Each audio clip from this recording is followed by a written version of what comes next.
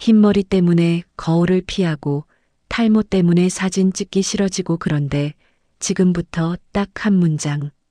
여러분의 상식을 완전히 흔들 겁니다. 염색약 없이 됩니다. 바로 이 한마디 때문에 제가 수천 명의 환자들에게 비난도, 의심도, 반론도 들었습니다. 그런데 놀랍게도 결과는 정반대였습니다. 약도 안 쓰고 병원 시술도 없이 커피와 계란만으로 정수리가 다시 채워지고 뿌리색이 살아나는 걸 제 눈으로 확인했으니까요. 처음 그 장면을 봤을 때 저는 40년 가까이 의학을 공부한 사람인데도 할 말을 잃었습니다.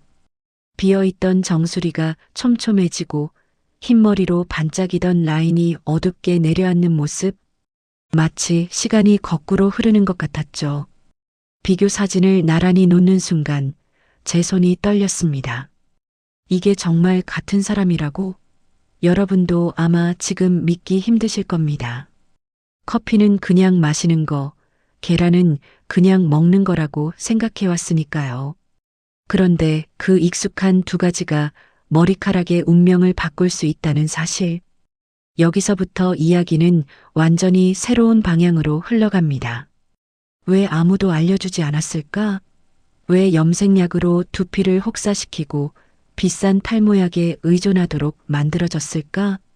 더 충격적인 건 우리가 지금까지 당연하다고 믿었던 방법들이 오히려 모발을 약하게 만들고 있었다는 사실입니다. 그래서 저는 오늘 단도직입적으로 말씀드립니다. 흰머리와 탈모, 약 없이 가능합니다. 그리고 그 출발점은 생각보다 너무나도 가까이에 있었습니다. 이제 그 비밀을 하나씩 열어보겠습니다. 사실 이 이야기를 시작하기 전에 제가 가장 먼저 고백해야 할 게 있습니다. 저는 누구보다 모발과 두피를 잘 안다고 믿었던 사람입니다. 대학 시절부터 병원에서 40년 가까이 환자들을 진료해왔고 수많은 염색 부작용과 탈모 케이스를 봐왔습니다. 그런데 아이러니하게도 망가진 건 남이 아니라 바로 제 두피였습니다. 처음에는 새치 몇 가닥이 보여서 가볍게 생각했죠. 전문의인데 뭐 염색 한 번 하면 되지. 그렇게 독한 염색약을 반복했고 그 결과는 상상 이상이었습니다.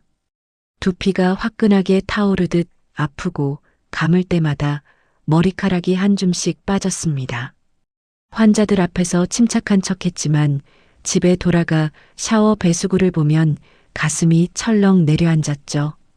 어느 날은 빗질을 하다가 정수리 쪽이 훅 비어 있는 걸 보고 손이 멈췄습니다.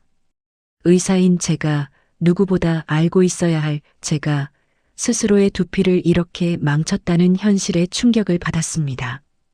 더 큰 문제는 염색을 멈출 수도 없다는 압박감이었습니다. 흰머리가 드러나면 나이가 더 들어 보인다는 시선, 전문가라는 체면, 그리고 어쩌면 제 자존심 때문이었겠죠. 그래서 염색 주기는 점점 짧아지고 두피 통증은 심해지고 머리는 더 얇아졌습니다. 그때 저는 깨달았습니다. 전문이라는 권위가 두피를 지켜주지는 않는다. 오히려 그 확신이 저를 더 무너뜨렸던 겁니다. 그리고 이 실패가 없었다면 지금의 발견도 없었을 겁니다. 그렇게 무너진 상태에서 저는 진료실에서 한 환자를 만나게 됩니다. 출산 후 탈모로 찾아온 40대 여성.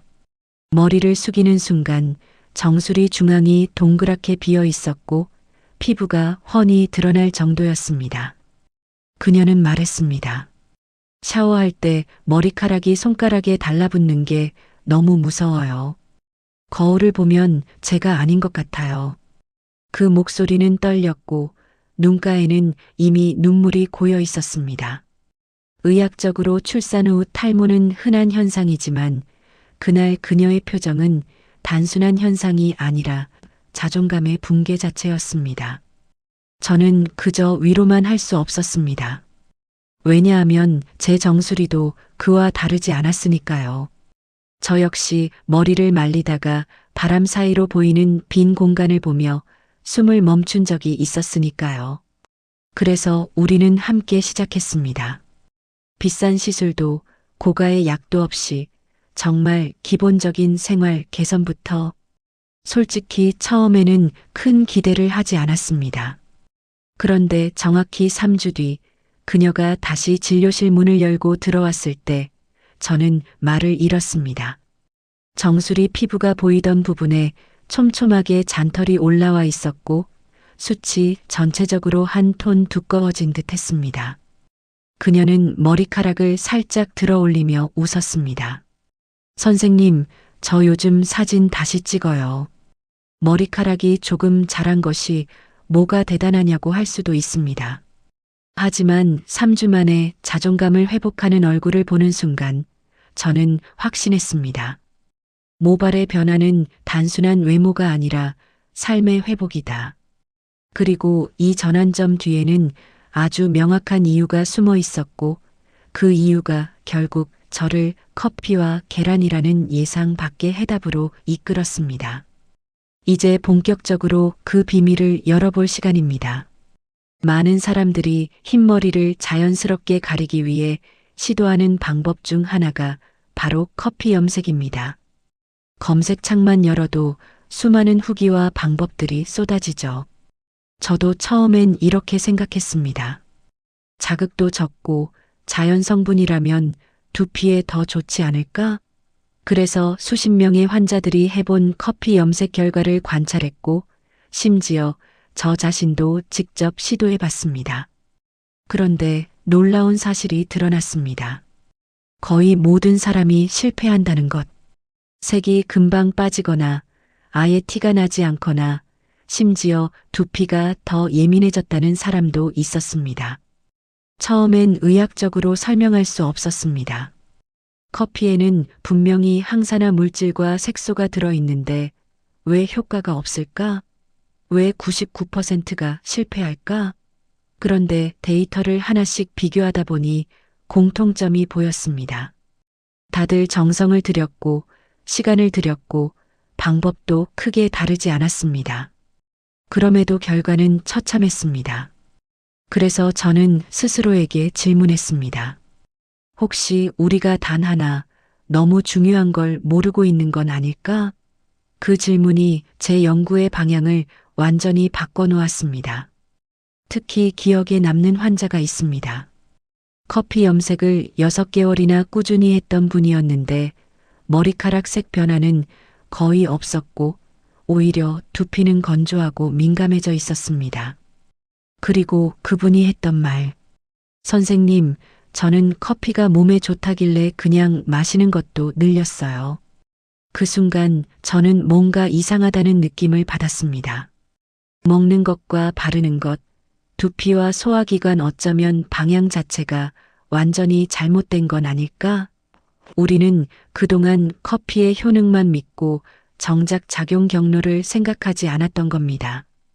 그리고 그 단 한 가지를 깨닫는 순간 미스터리는 완전히 다른 결론으로 이어졌습니다. 99%가 실패한 이유. 그것은 커피가 문제가 아니라 접근 방식이 잘못됐기 때문이었습니다.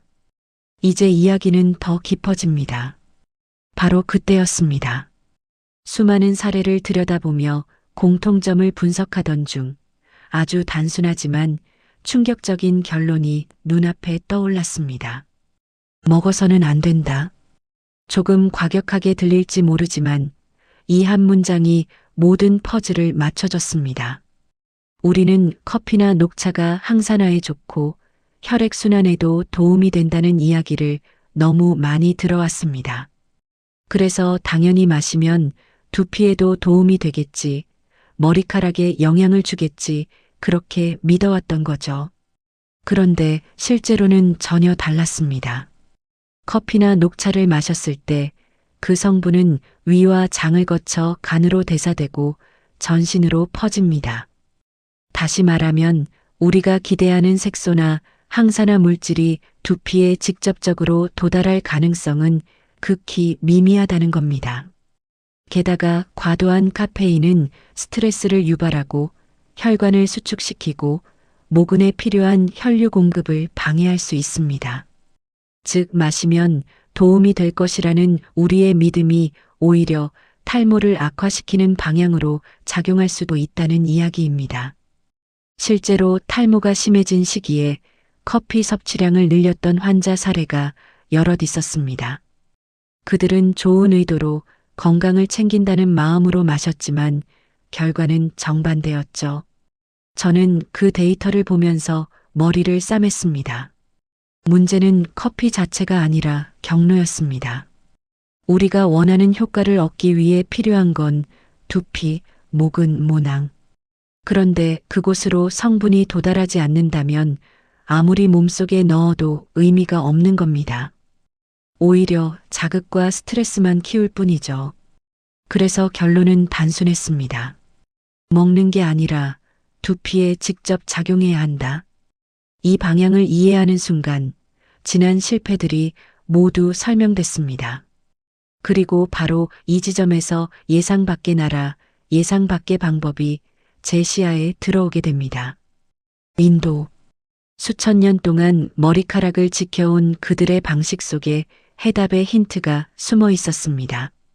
이제 그 단서를 따라가 보겠습니다. 인도에 관한 자료를 찾아보기 시작했을 때 처음엔 단순한 문화적 차이라고 생각했습니다. 하지만 놀랍게도 인도 여성들의 모발 굵기와 숱은 세계적으로도 상위권이었고 심지어 평균 연령이 올라가도 흰머리 비율이 상대적으로 낮다는 연구 결과들이 눈에 들어왔습니다. 더 흥미로운 건 그들이 수천 년 동안 아주 일관된 한 가지 원칙을 지켜왔다는 사실이었습니다. 바로 먹는 것이 아니라 바르는 것, 즉 두피에 직접 흡수시키는 방식이었습니다. 저는 인도에서 지내던 한 친구에게 직접 물었습니다. 왜 머리에 그렇게 많은 시간을 쓰는 거냐고요? 그는 아주 심플하게 대답했습니다. 머리카락은 두피에서 자라잖아. 그러니까 두피가 먼저 살아야 해. 그 순간 저는 벼락처럼 깨달았습니다. 우리가 그동안 커피를 마시고 영양제를 먹고 좋은 음식을 찾았던 이유는 결국 머리카락을 위해서였습니다. 그런데 정작 가장 중요한 두피에는 거의 아무것도 하지 않았던 겁니다. 방향이 완전히 반대였던 거죠. 인도의 전통 방식은 생각보다 과학적이었습니다. 두피 혈류를 개선하고 산화를 억제하고 모낭을 보호하는 성분을 직접 두피에 침투시키는 방식. 피부과 의사로서 이것은 아주 논리적인 접근이었습니다. 피부는 국소 흡수를 통해 분명히 반응합니다. 약도 바르면 효과가 나타나는 경우가 많죠. 그렇다면 모발과 두피 역시 예외가 아닐 겁니다. 이 원리를 이해하는 순간 기존의 커피 염색 실패 사례도 단번에 설명이 됐습니다. 색을 먹는다고 머리가 변할 리는 없지만 직접 닿는다면 이야기는 달라진다는 것이죠. 그래서 방향이 명확해졌습니다. 커피의 항산화 성분을 두피에 보내고 순환을 깨우고 모근을 보호하는 것.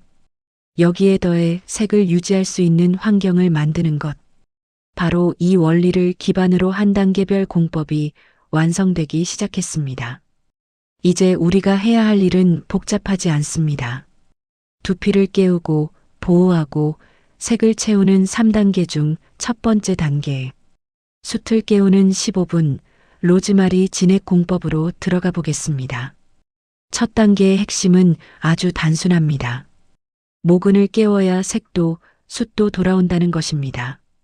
모낭이 잠들어 있으면 어떤 색을 입혀도 어떤 영양을 더해도 반응이 없습니다. 그래서 인도식 원리를 바탕으로 만든 첫 공법이 바로 로즈마리 진액 15분 방식입니다. 이름만 들으면 거창해 보이지만 사실 준비물은 놀랄 만큼 간단합니다. 물 5컵, 로즈마리 10줄기. 끝입니다. 제가 수십 명의 케이스를 분석하면서 확인한 최적의 비율이 이 숫자였습니다. 물이 너무 많으면 성분이 희석되고 너무 적으면 두피에 자극을 줄 수 있습니다. 이 510 비율은 가장 안정적인 흡수를 만들어냈습니다. 방법도 어렵지 않습니다. 냄비에 물 5컵을 붓고 로즈마리 10줄기를 넣은 뒤 약불로 15분, 딱 그 시간만 우려냅니다. 많은 분들이 오래 끓이면 더 진할 거라고 생각하시는데 15분을 넘기면 오히려 산화가 진행돼 효과가 떨어질 수 있습니다. 온도와 시간은 두피 흡수에 굉장히 중요합니다. 끓인 뒤에는 식혀서 스프레이 용기에 담아두시면 되고 하루 2회 아침과 저녁으로 두피에 골고루 뿌려줍니다. 정말 중요한 건 머리카락이 아니라 두피에 직접 닿게 하는 것입니다. 대부분의 실패는 두피가 아닌 모발에만 뿌렸기 때문에 생겼습니다. 그리고 또 하나, 이 진액은 2주 보관이 적정선입니다. 그 이후에는 성분이 변하고 효과가 급격히 떨어집니다. 이 로즈마리 진액이 하는 일은 두 가지로 요약됩니다. 항산화 그리고 순환. 즉, 산화 스트레스로 약해진 모낭을 보호하고 잠들어 있던 혈류를 깨워 모근에 산소와 영양을 보내는 역할입니다. 실제로 2단계를 2주만 꾸준히 실행해도 잔털이 솟아오르거나 두피 열감이 줄고 가려움이 완화됐다는 보고가 많았습니다. 색을 채우기 전에 먼저 숯에 토대를 만드는 과정. 이게 바로 1단계의 진짜 의미입니다. 이제 두피는 준비됐습니다. 다음 단계는 모든 실패를 막아주는 두피 방패, 단 1스푼의 비밀로 넘어가겠습니다. 두피가 깨어났다면 이제 해야 할 일은 단 한 가지, 지키는 것입니다. 많은 사람들이 커피 염색이나 천연 공법을 시도하면서 실패하는 가장 큰 이유는 색을 입히는 기술이 부족해서가 아닙니다. 바로 두피가 손상된 상태에서 색을 올리기 때문입니다. 보호막 없이 진행되면 색이 금방 빠지고 자극과 염증이 생기며 오히려 탈모를 가속시키는 악순환이 시작됩니다. 그래서 2단계는 색보다 더 중요합니다. 이름하여 두피 방패 1스푼 공법입니다. 필요한 것은 단 2가지. 피마자유 1스푼, 그리고 계란 노른자. 이 조합을 들으면 많은 분들이 의아해 하실 겁니다. 하지만 이 두 성분은 역할이 명확합니다. 피마자유는 오래전부터 모낭 보호와 피부 장벽을 강화하는 데 사용되어 왔고 점도가 높아 두피에 얇은 코팅막을 형성합니다. 이것이 바로 외부 자극, 열, 색소 성분으로부터 모근을 지켜주는 첫 번째 방패가 됩니다. 여기에 노른자가 더해지는 이유는 지질과 레시틴이라는 천연 보습 결합 성분 때문입니다. 피마자유만 사용할 경우 표면에만 머무를 수 있지만 노른자가 결합을 도와 두피에 더 균일하게 퍼지고 흡수력을 높여줍니다. 사용법은 간단합니다. 피마자유 1스푼의 노른자 하나를 잘 섞어 두피 전체에 얇게 발라줍니다. 모발이 아니라 두피입니다. 손가락 지문으로 가볍게 눌러가며 골고루 도포하되 과하게 바르면 통풍이 막힐 수 있으니 얇게 펴 바르는 것이 핵심입니다. 2단계는 색을 입히는 과정이 아니기 때문에 눈으로 변화가 바로 보이지 않습니다. 그래서 많은 사람들이 건너뛰고 결국 실패합니다. 하지만 이 보호막이 있어야만 다음 단계에서 색이 붙고 유지되고 두피 자극 없이 진행될 수 있습니다. 실제로 두피 코팅을 생략한 사람들의 결과를 분석해보면 색이 하루 이틀 만에 빠지거나 따가움과 붉은기가 나타나는 경우가 많았습니다. 반대로 2단계를 지킨 사람들은 색 유지 기간이 길어지고 두피가 편안했다는 보고가 꾸준히 나왔습니다. 즉, 이 1스푼이 천연 공법의 성패를 결정짓는 결정적 분기점이었습니다. 이제 두피는 깨어났고 보호막까지 갖춰졌습니다. 드디어 많은 분들이 궁금해하던 완성 공식, 단 하나의 비율로 이어지겠습니다. 이제 드디어 모든 과정의 핵심, 실패와 성공을 갈라놓는 완성 공식을 공개할 차례입니다. 수십 번의 시도와 데이터를 비교한 끝에 단 하나의 비율이 도출됐습니다. 숫자로 딱 기억되는 공식. 3:1:1지. 많은 사람들이 방법은 알고 있었지만 비율과 순서를 몰라서 실패했습니다. 그래서 이 공식이 결정적입니다. 먼저 커피 3스푼. 여기서 중요한 건 인스턴트 커피가 아닌 진한 분쇄 커피 가루라는 점입니다.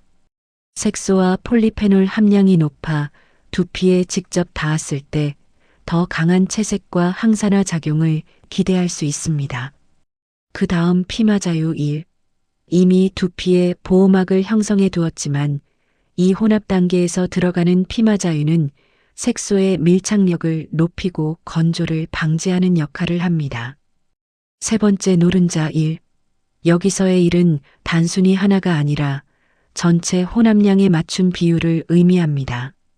보통 노른자 색의 분량이 가장 안정적이었습니다. 노른자는 색을 균일하게 펴주고 덩어리를 막아 두피에 도포했을 때 고르게 닿도록 도와줍니다.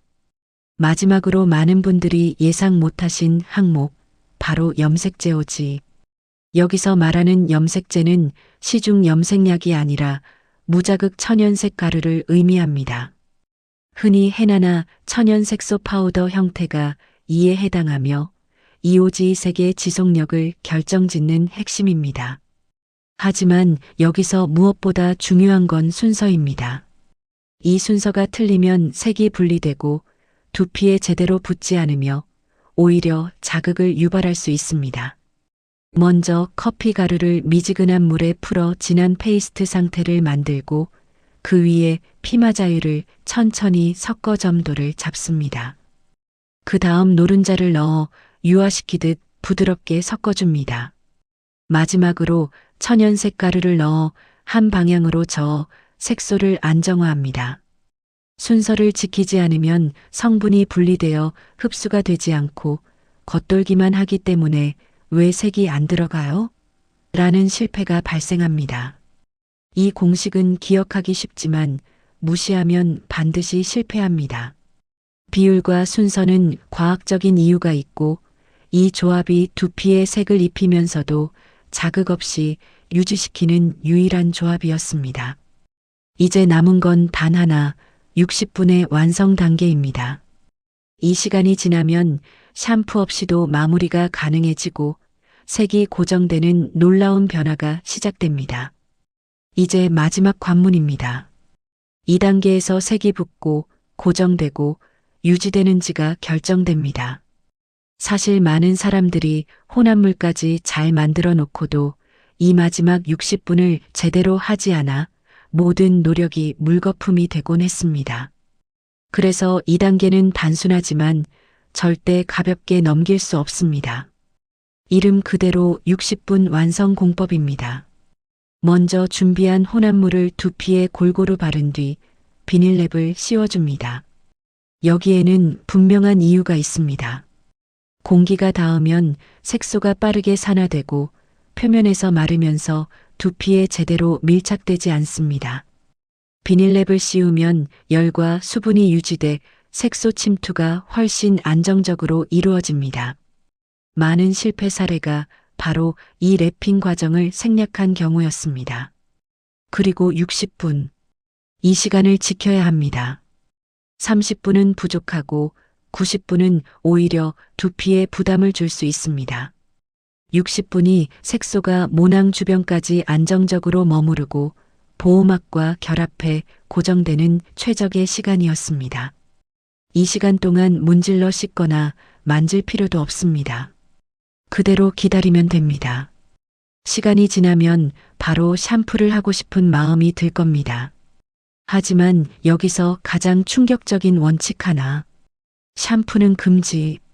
샴푸를 하면 보호막과 색이 함께 씻겨나가며 그동안 쌓인 모든 과정이 초기화됩니다.